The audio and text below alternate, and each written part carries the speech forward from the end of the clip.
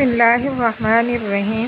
السلام علیکم میرے پیارے پیارے دینی اسلامی بہن بھائیوں، ماؤں، بیٹیوں، میرے چینل اسداللہ میں خوش آمدید۔ دینی درس سننے والے معزز سامعین سامعات، میرے چینل کو ضرور سبسکرائب کرنا اور لائک کرنا تاکہ ہر آنے والی ویڈیو آپ تک پہنچے، آپ کے لیے رشد و ہدایت کا ذریعہ بنے اور میرے لیے نجات آخرت۔ انما الاعمال بالنیات، آقا دو جہاں صلی اللہ علیہ وسلم نے فرمایا عملوں کا دارالمدار نیتوں پر ہی ہے، کیونکہ انسان جو نیت ہی کرتا ہے اللہ تبارک و تعالیٰ اچھی کرے تو اس کا اچھا ہی بدلہ پاتا ہے، بری کرے تو برا پاتا ہے۔ تو آپ کی اس نیت میں کہ دین کو، اسلام کو بلند کرنے کی خاطر، دین اسلام کو زندہ کرنے کی خاطر آپ میرے چینل کو سبسکرائب اور لائک اور بیل آئیکن کے بٹن کو دبانا ضرور بھولیے نہیں، کیونکہ اللہ تبارک و تعالیٰ آپ کو انشاءاللہ اس کا اجر عظیم عطا فرمائیں گے۔ تو ہم بات کر رہے تھے، یہ بیان ہو رہا تھا حضرت مسلم بن عقیل کی شہادت کا، کس طرح کوفہ میں جاتے ہیں اور داخل ہوتے ہیں، نعمان بن بشیر کس طرح وہ کرتے ہیں۔ نحمدہ و نصلی علی رسولہ الکریم، اما بعد فاعوذ باللہ من الشیطان الرجیم، بسم اللہ الرحمن الرحیم۔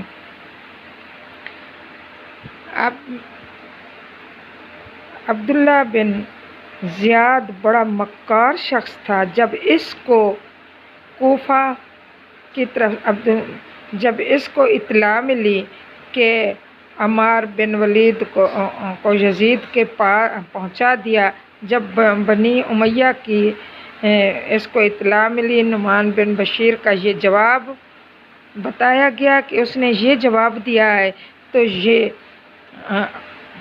آپ فوراً آ جائیں کوفہ۔ تو عبداللہ بن زیاد کو پہلے بہت بڑا مکار اور چلاک آدمی تھا۔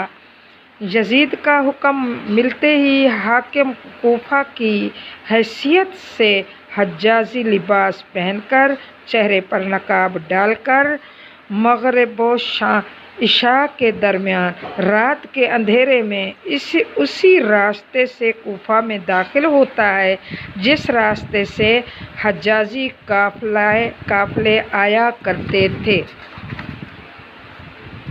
عبداللہ کا ان مکاریوں سے مطلب یہ تھا، اس کا دل کا ارادہ یہ تھا، یہ مکاریاں کر رہا تھا کہ کوفہ والے چونکہ حضرت امام حسین رضی اللہ تعالیٰ عنہ کے منتظر ہیں، اس لیے رات کے اندھیرے میں وہ مجھے پہچان نہیں سکیں گے، اور اسی طرح میں بآسانی کوفہ میں داخل ہو جاؤں گا اور کوفیوں کو پتہ بھی نہیں چلے گا۔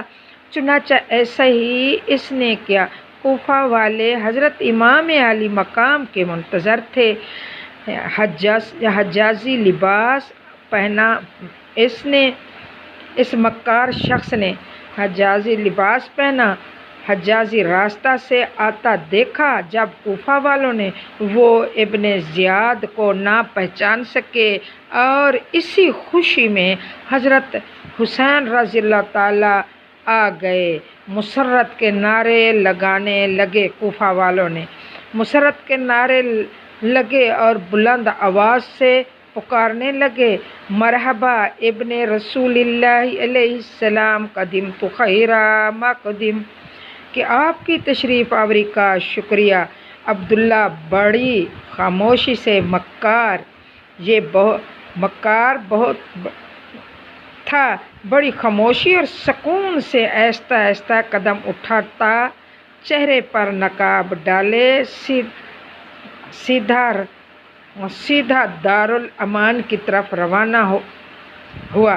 حضرت ہانی، جن کے گھر مسلم رضی اللہ تعالیٰ عنہ قیام پذیر تھے، راستے میں سوچتے آتے ہیں کہ اگر یہ ہمارے آقا مولا حضرت حسین ہوتے تو اس طریقہ سے خاموشی اور سکون کے ساتھ نہ آتے، اور پھر ان کے چہرے پر نقاب نہ ہوتا۔ اس میں ضرور کوئی راز ہے۔ اور آخر انہوں نے بڑی جرأت، یہ دل میں سوچتے سوچتے انہوں نے کہا کہ اس کو میں نے کس طرح بے نقاب کروں۔ انہوں نے بڑی جرأت کی اور دلیری سے کر کے آگے بڑھے، آگے بڑھ کر عبداللہ کے ساتھ آگے بڑھے، اس کے پاس پہنچے، عبداللہ بن زیاد کے پاس پہنچے۔ پہنچتے ہی بڑی ہی جرأت سے عبداللہ کے چہرے سے نقاب کھینچ لی۔ جب کھینچا دیکھا تو وہ حسین ابن علی کی بجائے عبداللہ بن زیاد تھا۔ پھر پکار اٹھے کہ او کوفہ والو، تمہارے امتحان کا وقت آ گیا، یہ تو ابن زیاد ہے۔ پس یہ سنتے ہی کوفہ والوں کے دل لرز گئے، وہ حیران رہ گئے، لیکن اب کیا کر سکتے تھے اور کیا ہو سکتا تھا؟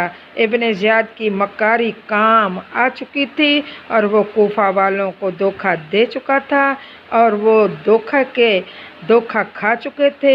وہاں آ کر کوفہ والے ذرا سی بھی آگے ہو کر کوفہ والوں نے ذرا سی بھی جرأت اور دلیری سے کام لے بھی لیتے اور ہمت کر بھی لیتے، اپنے عہد و پیمان پر قائم رہتے تو ابن زیاد تنہا نہ تھا، لیکن اس کے ساتھ چند ہی ساتھی تھے۔ وہ مقابلے کے لیے تن جاتے اور ابن زیاد کو قتل کر کے آئندہ آنے والی ہر خوفناک واقعات کی ذمہ داری سے سبقت گزیش ہو جاتے اور مبارکباد کے مستحق ہو جاتے، اور دونوں جہانوں میں اپنی آبرو اور آپ کو ان کی بھی دلیری اور جرأت کے قیامت تک ڈنکے بجتے۔ اور یہ بے وقوف کوفہ والوں نے اس جرأت سے کام نہ لیا۔ یہ بہت بزدل اور بہت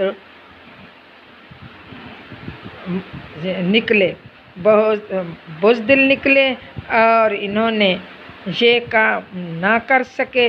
اللہ کی قدرت بھی یہی تھی، جسے چاہے تو تل ملک من تشاء و تذل من تشاء، جس کو چاہے قیامت تک ذلت عطا کرے، جس کو چاہے عزت عطا کرے۔ تو کیونکہ کوفہ والوں کی یہی مقدر میں لکھا ہوا تھا کہ قیامت تک انہوں نے کوفی ہی بلائے جاتے، کہ کوفہ والوں کی بزدلی قیامت تک یہ ہر کسی کو یاد رہے گی، تو انہوں نے ایسے ہی کیا۔ اس لیے مشیت ازدی یہی تھی کہ اسلام کے باغیوں کو اہل بیت کے خون سے سینچنا جائے، اہل بیت کے خون سے سینچا جائے۔ ابن زیاد سیدھا دارالامارت میں پہنچا، ابن بشیر کو یزید کا حکم نامہ دکھایا اور اس کو یہ کہا کہ تم نے مسلم کو کوفہ میں داخل کرنے اور بلانے میں سازش کر کے نمک حرامی کی ہے۔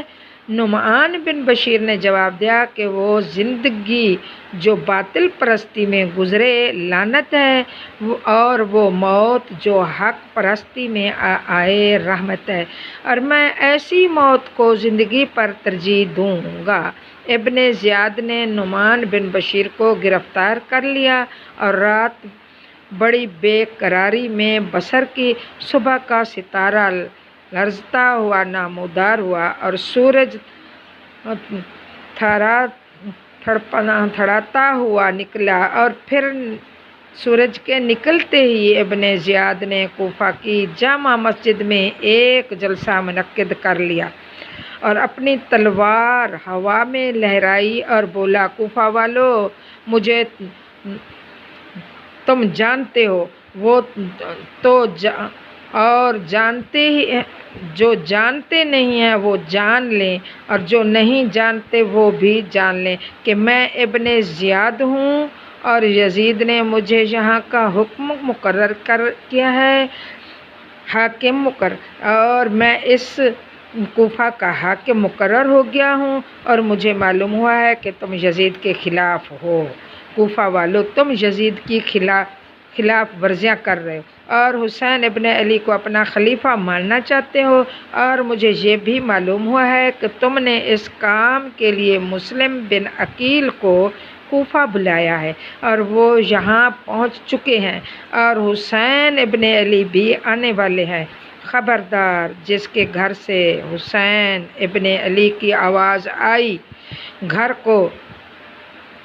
اس گھر کو ہم مسمار کر دیا جائے گا، اور جس زبان سے حسین ابن علی کا نام نکلا وہ زبان کھینچ لی جائے گی، اور جو ہاتھ حسین ابن علی کی بیعت کے لیے بڑھیں گے وہ ہاتھ کاٹ دیے جائیں گے، اور آج شام تک مسلم بن عقیل کو میرے حوالے کرو، ورنہ کوفہ میں قیامت برپا کر دی جائے گی۔ ابن زیاد کے اس تقریر سے کوفہ والوں کے دل اور بھی کانپ گئے اور پاسا پلٹ گیا، اور وہ لوگ جو کل یزید کے خلاف بغاوت کرنے کی تیاریاں کر رہے تھے، لڑائی کرنے کی تیاریاں کر رہے تھے، جنگ کرنے کی تیاریاں کر رہے تھے، آج آل محمد علیہ السلام کے سائے تلے یزید کی غیر اسلامی حکومت کا تخت الٹ کر خلافت الہی کا علم بلند کرنے کے مشہور کر رہے تھے، آج ابن زیاد کے قہر و غضب کے سامنے ایسے دبے بیٹھے تھے جیسے سمندر کی جھاگ اور پانی کا بلبلہ تھا۔ وہ کوفہ کی جس مسجد میں کل اہل بیت پروانوں وار پروانے بن کر اس طرح حضرت مسلم کے ہاتھ پر یزید کے خلاف مر مٹنے کا عہد باندھ رہے تھے، آج اسی مسجد میں ابن زیاد کی تقریر سن کر کانپنے لگے۔ مجمع منتشر ہو گیا اور کوفہ والوں نے سینکڑوں خطوط اور ہزاروں قاصد بھیج کر بلائے ہوئے معزز مہمان کا ساتھ چھوڑ دیا۔